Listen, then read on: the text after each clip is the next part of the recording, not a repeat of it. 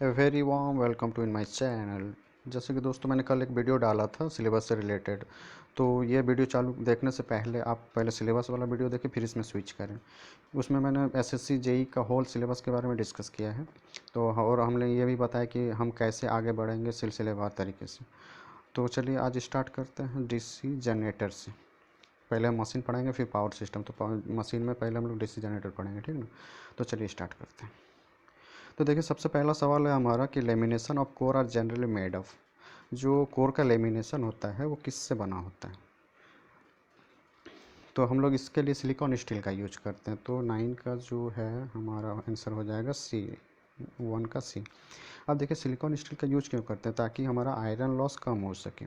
क्योंकि जो एसी होता है, अगर हम लोग एसी में क्या होता है, एक पॉजिटिव साइकिल होता है, एक नेगेटिव साइकिल होता है। तो ये एक सेकेंड में 50 साइकिल पूरा करता है। मतलब समझिए इसको कि 50 सर्कल एक सेकेंड में बनाता है।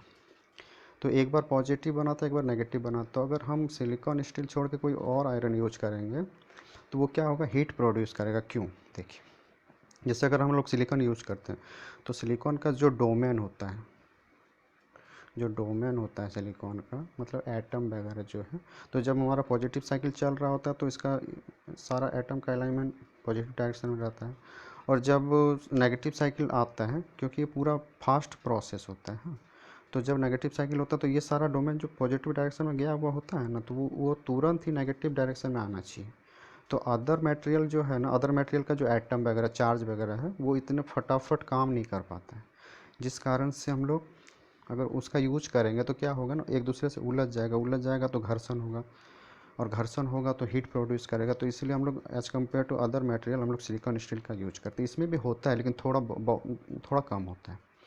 तो पहला पहला हो गया हमारा। अब दूसरा हम लोग देखें, which of the flowing could be the lamina approximately the thickness of the lamination of the DC machine. इसमें पूछा है कि डीसी मशीन में जो थिकनेस हम लोग लेमिनेशन करते हैं तो उसका थिकनेस कितना होना चाहिए। तो 2 का आंसर हो जाएगा सी, 0.5 होना चाहिए। तो 2 का आंसर क्या होगा, सी, 0.5 एम मीटर। एक्चुअली एम होना चाहिए, यहाँ थोड़ा गलत दिया होगा, सुधार लीजिएगा, ठीक है। अब देखिए तीसरा number, the armature of DC generator is laminated to. तो जो हमारा आर्मेचर होता है डीसी जनरेटर का, उसको हम लोग लेमिनेटेड करते हैं। क्यों? ताकि लेमिनेशन का मेन ही काम होता है कि वो eddy current loss eddy current loss को कम करे। तो जैसे हमारा लॉस देखिए 2 प्रकार का होता है। एक होता है कॉपर लॉस, इसको वेरिएबल लॉस बोलते हैं। एक होता है आयरन लॉस। अब आयरन लॉस जो है, तो लॉस 2 तरह का हो गया, एक आयरन लॉस, एक कॉपर लॉस।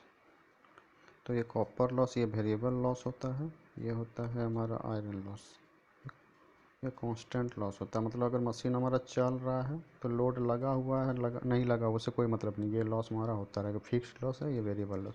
जब लोड डालेंगे तो ऑटोमेटिक है, लोड डालेंगे तो करंट बढ़ेगा वाइंडिंग में करंट बढ़ेगा। तो वाइंडिंग हमारा कॉपर का बना होता है, तो ये लॉस हमारा बढ़ेगा। तो ये वेरिएबल हो गया, इसीलिए वेरिएबल बोलते हैं कि लोड देंगे तभी होगा। अब जो आयरन लॉस है ये 2 प्रकार का होता है, एक हिस्टेरेसिस, ठीक, और एक हो गया हमारा एडी, ठीक ना। तो यही तो हम लोग इसी लॉस को दूर करने के लिए लेमिनेशन का यूज करते हैं। मतलब उस पे कवर चढ़ा देते हैं, इंसुलेशन जैसा। और जो हमारा हिस्टेरेसिस लॉस होता है उसको कम करने के लिए हम लोग क्या यूज करते हैं, सिलिकॉन स्टील। अभी जो मैंने डिस्कस किया, सिलिकॉन स्टील, ठीक। तो चलिए 3 का आंसर हमारा क्या हो गया, 3 का आंसर हो जाएगा मेरा डी। अब चलिए 4 नंबर देखते हैं, the resistance of the armature winding depends on. तो आर्मेचर वाइंडिंग का रेजिस्टेंस क्या होता है? तो हमारा जो, मान लीजिए ये जनरेटर है, तो इसमें एक होगा मेरा आर्मेचर वाइंडिंग, ठीक, और एक होगा फील्ड वाइंडिंग। तो फील्ड वाइंडिंग डिपेंड करेगा कि हमारा किस टाइप का मशीन है, सेल्फ स्टार्ट है, सेपरेटली स्टार्ट है, या शंट मशीन है। उस सेपरेटली स्टार्ट या सेल्फ स्टार्ट है, तो सेल्फ स्टार्ट में 2 को आ जाएगा, शंट और शंट और सीरीज, ठीक ना। तो मान लीजिए हम लोग शंट लेते हैं। तो हमें पूछा गया है, ये हो गया आर्मेचर और ये फील्ड वाला रेजिस्टेंस होता है। तो देखिए हम लोग को पूछा गया है कि armature the resistance of armature winding is depend upon, किस पे डिपेंड करेगा। तो हम लोग जानते हैं कि रेजिस्टेंस जो होता है वो किस पे डिपेंड करता है, नॉर्मल फार्मूला लेंथ पे और एरिया पे। तो अगर हमारा लेंथ बढ़ेगा तो भी रेजिस्टेंस बढ़ेगा, एरिया बढ़ेगा तो रेजिस्टेंस घटेगा। तो लेंथ ऑफ कंडक्टर पे भी डिपेंड करता है, क्रॉस सेक्शनल एरिया पे भी डिपेंड करेगा, और नंबर ऑफ कंडक्टर बढ़ाएंगे। मान लीजिए कंडक्टर क्या होता है, नंबर ऑफ कंडक्टर अगर बढ़ाएंगे, मान लीजिए एक कंडक्टर का यूज कर रहे थे तो बाइंडिंग हो गया, ठीक है। तो मान लीजिए एक कंडक्टर का यूज कर रहे थे पहले, अब 2 कंडक्टर 3 कंडक्टर का यूज कर रहे हैं, तो हमारा नंबर ऑफ कंडक्टर बढ़ेगा तो रेजिस्टेंस बढ़ते जाता है, ठीक। तो इसमें आंसर जो होगा हमारा 4 का डी। अब देखिए 5 का देखते हैं। The field coil of DC generator are usually made of, जो हमारा फील्ड कॉयल होता है, तो सबको जानता है कि कॉयल का जब भी यूज करें तो हम लोग कॉपर ही लेते हैं। तो ये सिंपल सा सवाल है। तो इसका आंसर हो जाएगा 5 का, हमारा आंसर क्या हो जाएगा, 5 नंबर का आंसर हो जाएगा बी। 5 भी होगी। चलिए अब देखते हैं। अब देखिए छठा सवाल क्या है, the commutator segment are connected to the armature conductor by means of, मतलब जो हमारा कम्यूटेटर सेगमेंट होता है जनरेटर में, जो कम्यूटेटर सेगमेंट होता है मतलब जहाँ से हम लोग एसी को डीसी में बदलते हैं और डीसी को एसी में। अगर जनरेटर है तो हम लोग का आउटपुट में क्या चाहिए, एसी चाहिए, तो डीसी। लेकिन हम लोग यहाँ बात कर रहे हैं डीसी जनरेटर पे, तो हमें यहाँ आउटपुट पे एसी नहीं डीसी चाहिए। लेकिन कोई भी जनरेटर हो, चाहे जनरेटर हो या मोटर हो, सब ये बात हमेशा याद रखिएगा कि कुछ भी हो, जनरेटर हो, कोई सा भी जनरेटर हो, आउटपुट पे हमेशा एसी ही आएगा। अब हमको चाहिए डीसी जनरेटर, तो हम एसी का तो यूज़ कर नहीं सकते, तो हमको एक ऐसा अरेंजमेंट बनाना पड़ेगा जो इस एसी को डीसी में कन्वर्ट कर दे। लेकिन ये रोटेटिंग पार्ट होता है। अब रोटेटिंग पार्ट से डीसी लेना मतलब रोटेटिंग पार्ट से कुछ भी आउटपुट लेना कितना डिफ़िकल्ट होता है। अब घूम रहा है और उससे हमको आउटपुट निकालना है, तो हम लोग वही कम्यूटेटर सेगमेंट का यूज करते हैं, ब्रश अरेंजमेंट का यूज करते हैं। तो हमारा सवाल है यहाँ पे कि जो कम्यूटेटर सेगमेंट होता है वो जो हमारा कंडक्टर बाहर आ रहा होता है, फिर आर्मेचर बाइंडिंग से जो कंडक्टर बाहर आएगा, तो हम लोग मान लीजिए कम्यूटेटर सेगमेंट यहाँ बना हुआ है मान लीजिए, तो यहाँ तो स्प्लिट वाला यूज करेंगे। अगर डीसी चाहिए तो यहाँ माइका का यूज कर देंगे, माइका से सेपरेट कर देंगे दोनों को, यहाँ ब्रश लगा देंगे, और ये हमारा कनेक्टेड रहेगा बाइंडिंग से। तो हम ये घूम रहा होता है, शाफ्ट से कनेक्ट रहता है, तो ये घूम रहा होगा। अब घूम रहा होगा तो इस पार्ट से हमको आउटपुट लेना है। यहाँ मान लीजिए बल्ब लगा दिए हम, तो इस पार्ट से आउटपुट लेना कितना डिफिकल्ट है, घूमता हुआ पार्ट से हमको आउटपुट लेना हो। तो हम लोग ब्रश अरेंजमेंट का यूज करते हैं, स्प्लिट रिंग का, इसीलिए ताकि डीसी बन जाए। तो इसी पूरा अरेंजमेंट को कम्यूटेटर सेगमेंट बोल सकते हैं। तो हम लोग को पूछा है कि जो ये वायर आके, ये जो वाइंडिंग से वायर आ रहा है, ये वाइंडिंग है हमारा, और वाइंडिंग से जो वायर आ रहा है और इस सेगमेंट पे जो हम लोग कनेक्ट करेंगे, तो कैसे कनेक्ट करेंगे, तो क्या यूज करेंगे यहाँ पे। तो हम लोग यहाँ पे यूज करते हैं लक्स, कॉपर लक्स, 6 का 1 नंबर। तो चलिए आपको दिखा देते हैं कॉपर लक्स क्या होता है। देखिए ये कॉपर लक्स है।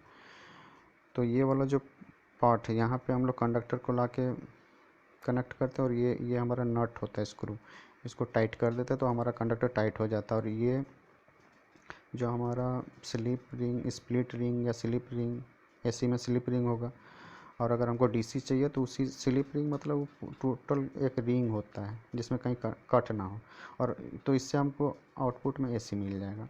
लेकिन अगर हमको डीसी बनाना होगा तो इसको 2 पार्ट में हम लोग डिवाइड कर देते हैं, मतलब इंसुलेटेड कर देते हैं। इधर एक पार्ट अलग रहता है, यहाँ अलग रहता है, और ब्रश सेगमेंट को यहाँ पे लगा देते हैं, और यहाँ से बाइंडिंग कनेक्ट रहता है।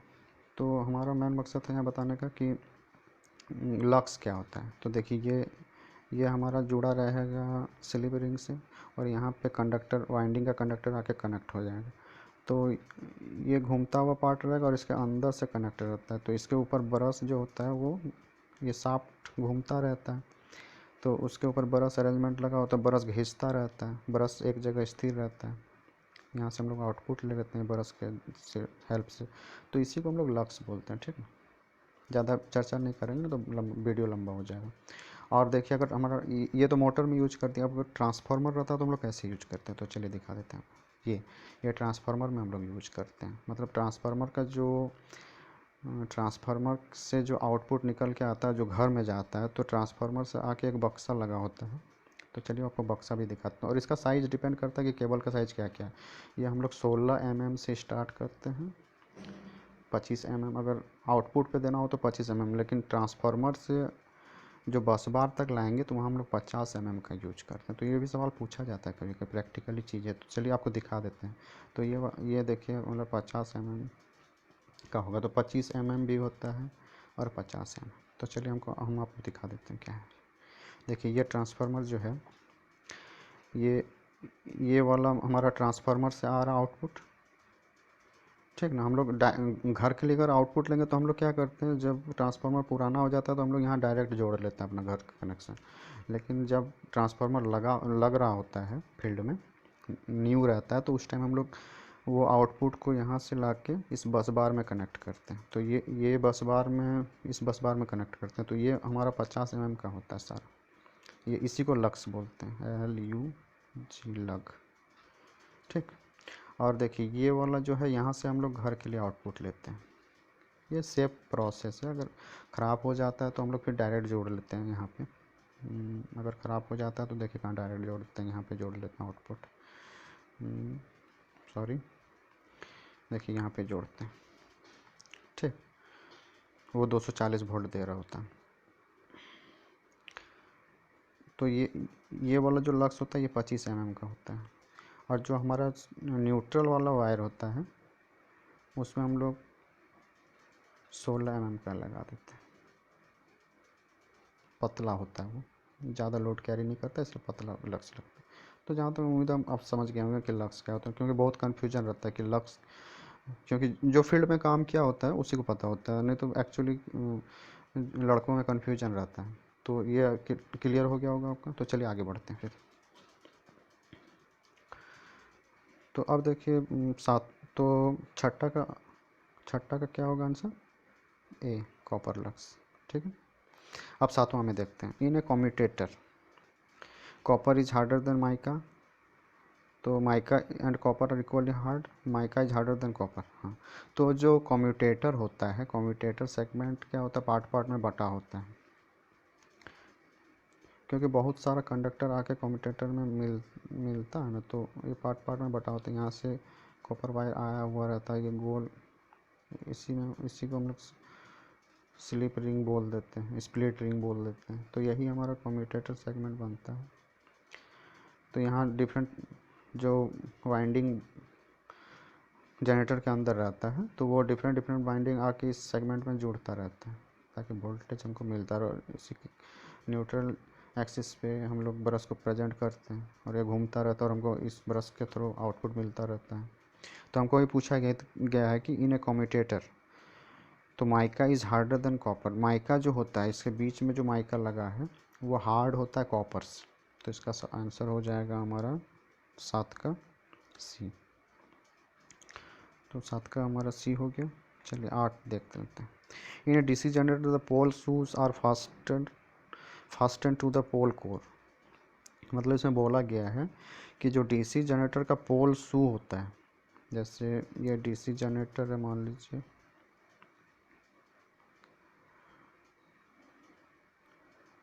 तो हमारा जो पोल शू रहता है, यहाँ पे पोल शू रहता है इस तरह से, तो ये किससे कनेक्ट होता है, तो यहाँ पे एक स्क्रू लगा के हम लोग इसको टाइट करते हैं, ठीक।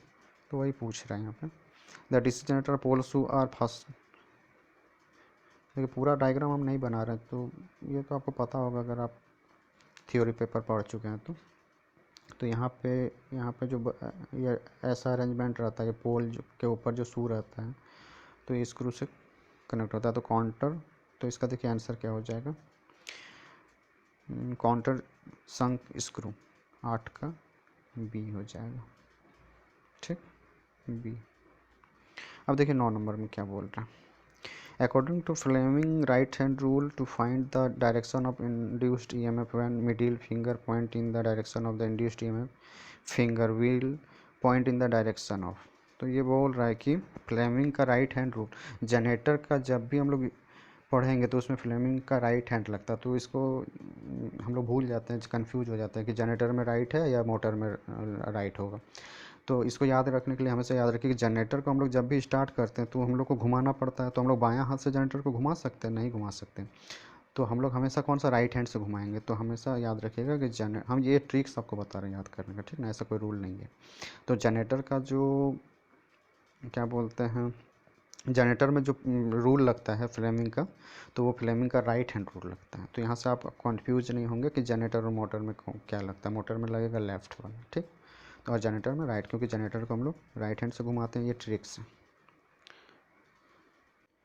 ये बोल रहा है कि अगर मेरा मिडिल फिंगर जो है, देखिए इसमें क्या होता है, 3 फिंगर, एक हो गया मेरा जो मोटा वाला अंगुली होता है थंब हो गया, और इसके बाद जो अंगुली होता है वो 4 फिंगर का काम करता है, और इसके बाद जो अंगुली आएगा वो मिडिल फिंगर, ये थोड़ा बड़ा होगा। तो ये मिडिल फिंगर, ये थंब, और ये 4 फिंगर, ठीक। तो याद रखिए ये मैग्नेटिक फील्ड को दर्शाते हैं, और ये फोर्स को दिखाता है। थंब जो होता है, फोर्स मतलब जो मोशन करवाता है, और मिडिल फिंगर क्या करेगा, इंड्यूस्ड ईएमएफ, अगर हमारा जनरेटर है तो, और अगर मोटर रहता तो करंट डाल देते हैं, ठीक। तो देखिए जैसे हम घुमाएंगे, फोर्स तो मोटर को क्या करता है, हम लोग पहले घुमाते हैं तो फोर्स दे चुके हैं, उसको मैग्नेटिक फील्ड में रखते हैं तो मैग्नेटिक फील्ड तो दे चुके हैं, तो हमारा क्या आएगा, इंड्यूस्ड ईएमएफ। तो हमको यहाँ सवाल में क्या बोल रहा है, और यही अगर जनरेटर रहता तो क्या होता, ओ सॉरी मोटर रहता तो क्या होता। अभी जो हमने बताया वो जनरेटर के लिए था, क्लियर होना चाहिए, ठीक ना। इसके बाद हम बात करें मोटर, अगर मोटर होता तो क्या होता। मोटर होता तो हम लोग क्या करते हैं, मोटर में सप्लाई देते हैं, ऐसी सप्लाई देते हैं ना, तो कहाँ देंगे, तो जहाँ करंट होगा यहाँ पे सप्लाई दे देंगे, मैग्नेटिक फील्ड ऑलरेडी रहेगा, और ये हमारा थंब क्या फोर्स का डायरेक्शन बताएगा, तो इसी फोर्स के कारण से मोटर घूमने लगता है, ठीक।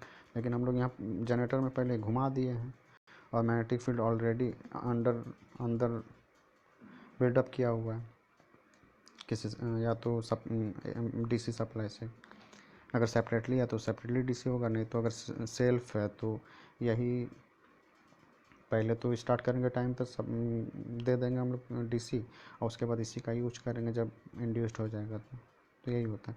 तो हम लोग को बोल रहा है कि फ्रेमिंग का राइट हैंड रूल जनरेटर में यूज होता है, याद आपको ट्रिक्स बता चुके हैं।